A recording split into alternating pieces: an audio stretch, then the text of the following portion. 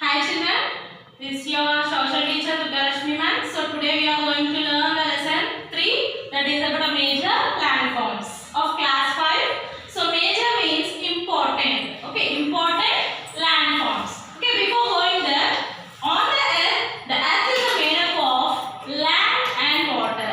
Okay, land and water. In this, the land is covered with a 29% and the water is covered with a 71%. So that is covered with 100%, we are having a 71% of water and 29% of land. Okay, now children. So next, the important landforms. What are the important landforms? Mountains, plateaus, plains, deserts, rivers. So we can know about all these landforms importance one by one now. Hi children, we have know about the major landforms. What are major and what are landforms? Major means important and landform means a different type of mountains, plateaus, deserts, all this. So we can briefly know about this. Before that we can know. The earth is made up of land and water. Around 29% of the earth's surface is covered by land and about 71% by water. Already we discussed this. The surface of the earth is not the same everywhere. So on the surface of the earth it is not same all the parts. In all the parts the surface is not equal. Okay na? Some parts are flat and level. Okay. Some parts are flat and level while others are raised. Landforms are natural features of the earth's surface. The natural features means mountains, valleys, rivers, deserts. These all are the earth's surface. That means natural features. The major landforms of the earth are mountains, plateaus, plains, deserts and rivers. Now, briefly we can know about all these landforms. So, the first one is mountains. A mountain is a landform which rises more than 900 meters above the mean sea level. Okay, from the sea level we are having this 900 meters above. The mountains cover about 20% of the total land area of the earth. Okay, how much it is covering? 20% is covering. Which one? The mountains. The mountains differ in height and shape. They have very steep slopes. The highest point of mountain is called peak or summit. Okay, at the top we have the peak, that is called peak or summit. See, here we can see the peak. This is called the peak or summit. The mountain peaks are mostly conical in shape, which is the highest peak in the world. Before lesson I said that which is the highest peak in the world? Mount Everest. The height and the shape of the mountains depend on their age. As a human beings having the age, in the same way the mountains are also having the age. The Himalayas and the Alps are the young mountains. They are high and have conical peaks. The Aravallis and the Alphacians and very old mountains. Therefore, they are low and have round peaks. Several mountains may join together to form a chain or range. So here different type of mountains are joining. This is called a chain or a range. Mountains often have a series of parallel ranges which may extend for hundreds of kilometers. The Andes in South America and the Rockies in North America are two examples. And next we can know the importance. Mountains have a thin soil cover and steep slopes. It is difficult to grow crops here. The mountainous regions are thinly populated. This is due to an unsuitable climate and shortage of flat land and difficulty in transportation.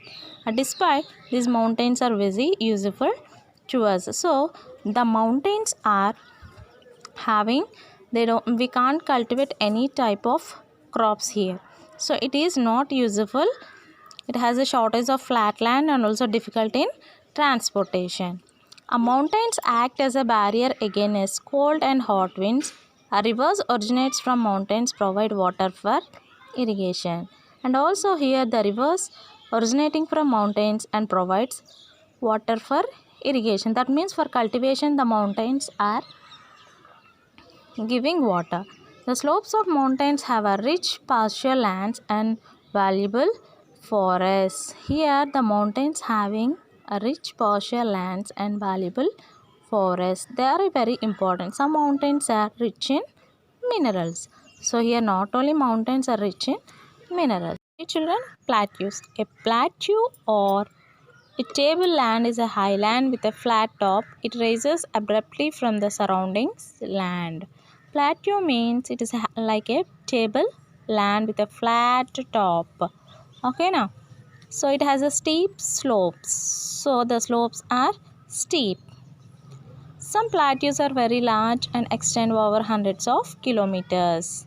Here the plateaus are very extended. Okay, we can see moreover for kilometers. The Deccan Plateau in India is an example. The Tibetan Plateau is the largest, highest in the world. Okay, which is the highest plateau in the world? Tibetan Plateau. It is surrounded by mountain ranges on all sides. Other examples are Colorado Plateau in the North America and Bolivian Plateau in the South America. Most plateaus are in dry regions on the leeward side of the mountains. So here leeward means it is having a steep slopes. That means it is having a low rainfall. Okay, it is a dry region. No, there is no rainfall. It is having a less rainfall. Due to high altitudes, the climate is cold and the growing season is short. So the climate is very cold. So the season of growing is short. Why? Because only cold means how the crops can grow. It needs wet and also dry. Many plateaus have a deep canyons on their surface. The Grand Canyon is a Colorado Plateau. It is an example. Here canyon means it is a deep steep sides of rocks. Okay now, and importance, plateaus have grasslands on which cattle and sheep are reared. Okay, in these areas we can see more grass to for the cattle and sheep rearing. Okay now, so the grass is useful for the sheep and also cattle. Some plateaus are rich in mineral deposits. It's also very rich in mineral. Here next we can see plains. A plain is a flat and low lying land surface. They are also called lowlands. They can be level or slightly hilly.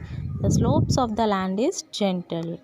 Okay, plains may be formed by deposition of sand and sit by rivers. So these plains are having a flat surface and it is called as a lowlands. Okay now, and it is having a slightly hilly slopes and land is a gentle. Gentle means equal. So these plains are formed by some sand and a small pieces of stones. As in the case of northern plains of India, rivers carry sand and sit when them with them. That means here sand and the stones are flowing with the water. When the rivers slow down, these materials are deposited on the banks. Plains are formed by these deposits. How the plains are formed? By the flowing of the rivers of sand and the slate. It is deposited on the banks. Then the plains are formed. And some plains are in the interiors of continents while some are near the sea coast. Plains are more thickly populated than mountains and plateaus. Here, when compared to mountains and plateaus, plains are very thickly populated.